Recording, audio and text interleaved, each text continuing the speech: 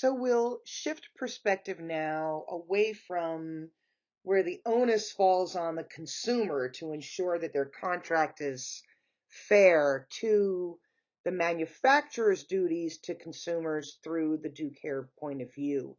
Um, the due care point of view includes the following things. It assumes that buyers and sellers are not equals. Okay. So that's key. And that is somewhat embedded in the criticisms of the contractual agreement.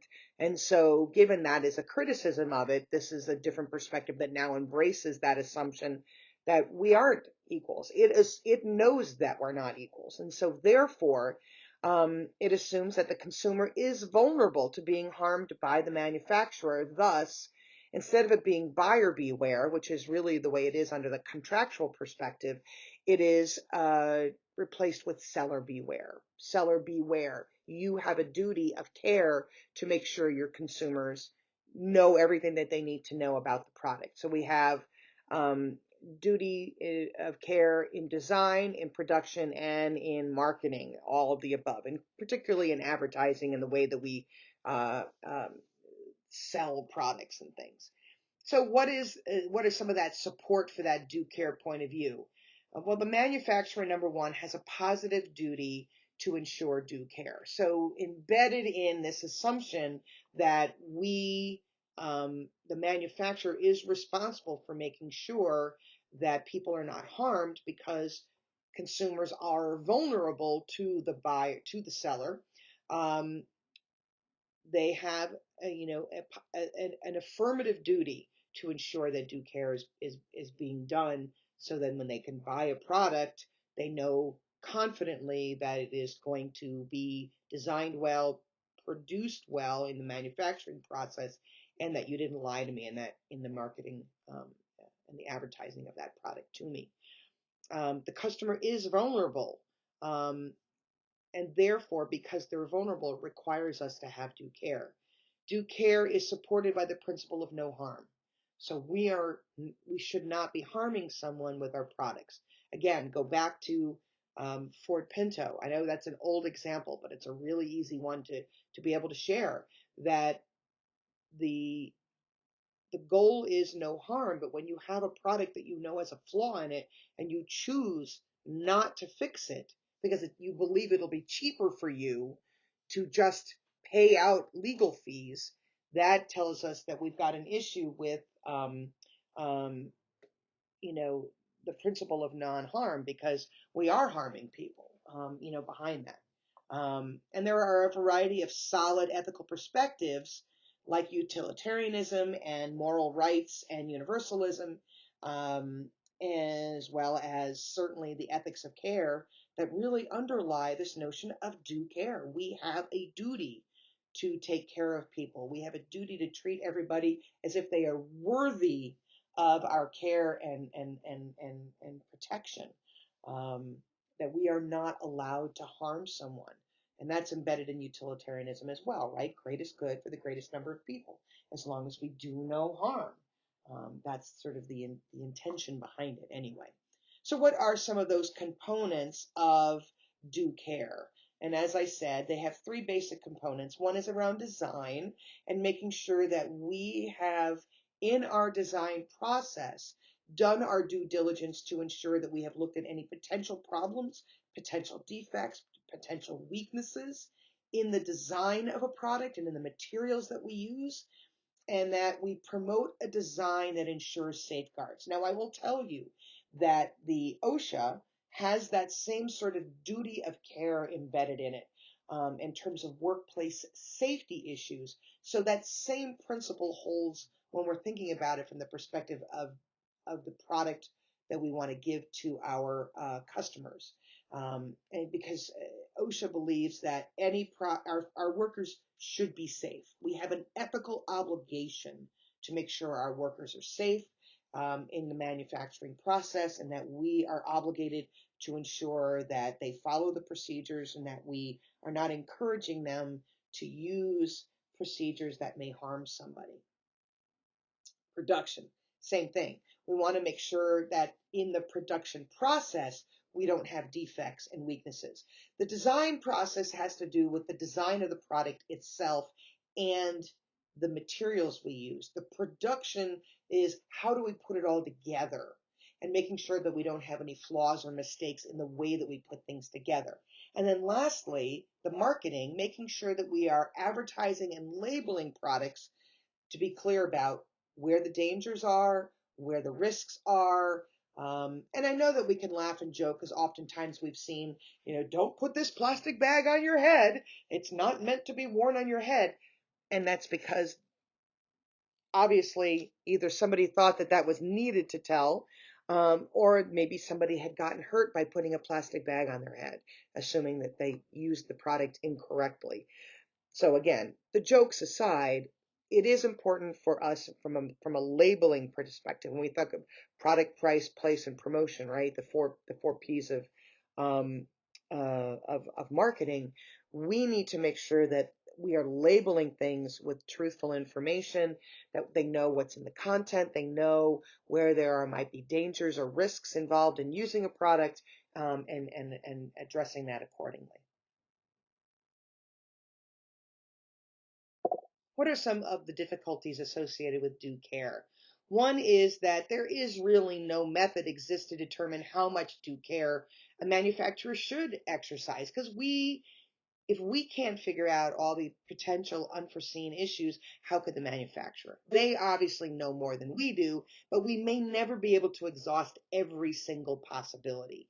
And as it says there in the second item, no mechanism for determining who pays for unforeseen injuries.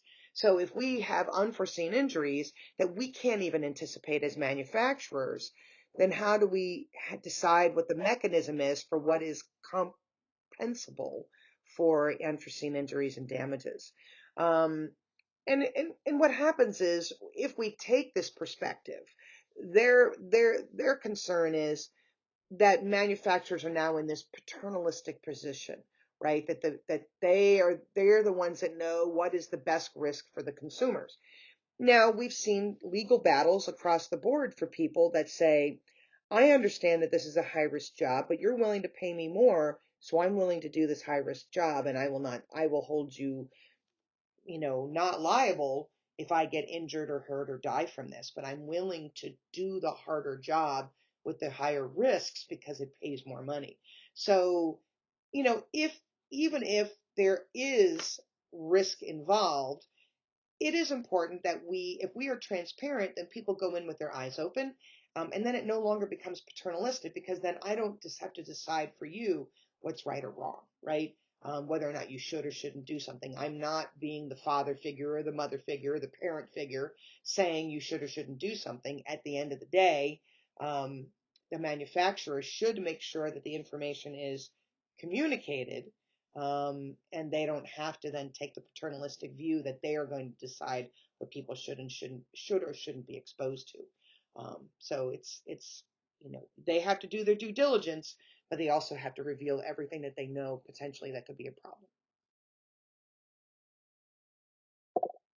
The social costs view goes a step further on the due care view of the manufacturer's duties, really diving in and arguing that the manufacturer is 100% responsible for the product and any foreseen and unforeseen dangers. And that's really the biggest difference between the due care and the social cost perspective is the social cost perspective says it doesn't matter, even if you didn't foresee it. If there's a problem, the manufacturer's responsible, period. Even if they didn't anticipate it, even if they had done their due diligence in that process. And so we can see this puts a tremendous burden on the manufacturer from an ethical perspective. And in many respects, this makes sense, right? From an ethical point of view, but it doesn't necessarily make sense necessarily from a capitalist point of view or from an individualistic point of view, like individuals need to make their own decisions for themselves. So there are multiple sides to viewing this. But at the end of the day, this point of view argues that the manufacturer has the duty to assume the risks of products, etc., no matter what. So, what are some of the utilitarian arguments that underlie this social cost perspective? Society must pay part of the cost of injuries resulting from unavoidable defects. So society is going to pay for it one way or the other. When the manufacturer bears these costs, they become internalized and are added to the cost of the product. So that's where the utility comes in. And this is supposed to produce beneficial results. Talked about economic value added, and etc. So the results are that the market forces will ensure that the product is not overproduced, because if it already needs to bear the cost for injuries, they're not going to overproduce because they're not going to take the risk of having to pay out costs if there's a flaw in the product. The manufacturer is going to be motivated to take better care in design and production, and that makes absolute sense. And the costs are distributed across all the consumers. And so if there is an added cost, we all share in that added cost, whatever that might be. So it's not any one product might go up, but on average, everything goes up a little bit versus a few things where it goes up a lot. So it evens it out over the consumers, making it easier. And the legal doctrine for this is the basis for the legal doctrine of strict liability. If there's strict liability, this is a legal term, it means the company takes full 100% responsibility for everything foreseen and unforeseen, in terms of the products. And so some legal cases are based on strict liability. So what are some of those criticisms of that social cost view? Because there's going to be them, just like there are with any other theories.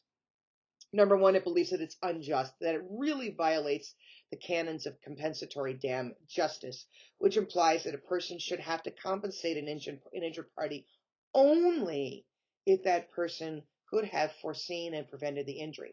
Remember going back to one of those first couple of lectures that we did when we talked about, the ethics of things. And um,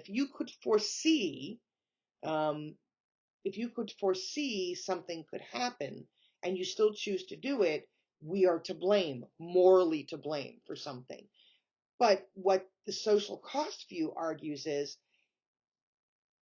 in contradiction with this notion of blame, which is, even if I couldn't foresee it, am I really to blame? Well, from the moral rights perspective, or the moral blame perspective, the answer would be no. But from the social cost perspective, the answer is yes. We would be to blame. And so that becomes one of the conflicts, right? That if we're going to adhere to this notion of what is considered to be morally blameworthy, the social cost view violates that pretty quickly. It also contains incorrect assumptions, such as passing the cost of all injuries onto the manufacturer, assuming that will reduce the number of accidents. And that's not necessarily true. There are a lot of factors that go into why people have accidents, and that's just and that is a very limited perspective. And it places an undue burden on manufacturers and insurance carriers, because not only have the number of strict liability suits increased, as critics have claimed, but also the amounts awarded to injured parties have escalated. This results in higher insurance costs. So when we see more malpractice going on among doctors, insurance cost goes up. So it is important that we recognize that